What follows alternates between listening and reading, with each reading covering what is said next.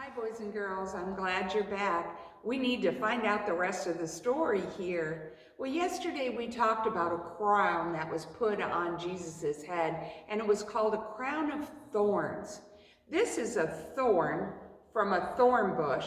Look at how long and sharp these things are. I can't even touch it very much. It's like a needle or a pin. And it would go into the skin and rip the skin. This is what Jesus's crown was made out of. Sure, not anything like we've seen of a crown that's soft and beautiful. This is not beautiful at all. It's very hurtful. So that was kind of what a crown of thorns was like. Well, let's move on to the next egg, which is a yellow egg. You're right. Let's look inside. What is in this?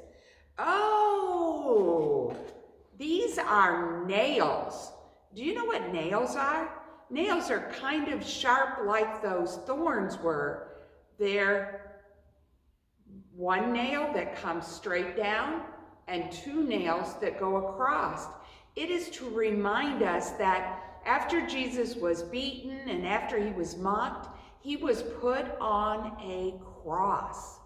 We know crosses. We've seen crosses all over the place. After you get done with this video, find a cross in your house. It might be on a necklace. It might be on your wall somewhere. It might be in a book. But I'm sure there's a cross around your house somewhere. Find the cross and look at the two things that go across. One goes down and the other one goes across.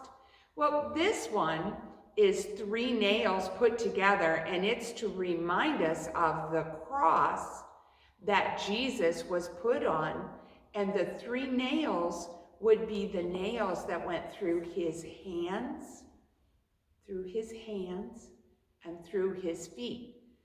So, we don't think too much of this, but if you've ever gotten hurt and something goes into your skin, it causes a lot of pain. More pain than we should have to handle. But Jesus went to the cross. He went to the cross for us. And this is a great reminder. All the crosses that you see everywhere are a great reminder of the fact that Jesus took all of this pain for us. Oh, another clue. Did you know that there is a cross on the top of the church building?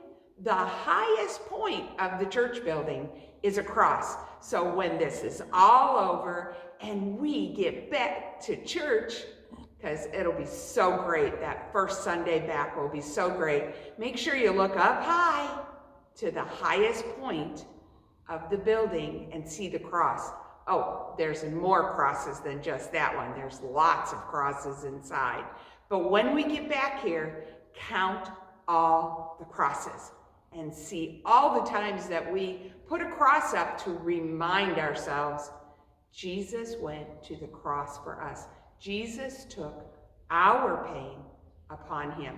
Okay, the next egg is a light green egg, not like the dark green egg.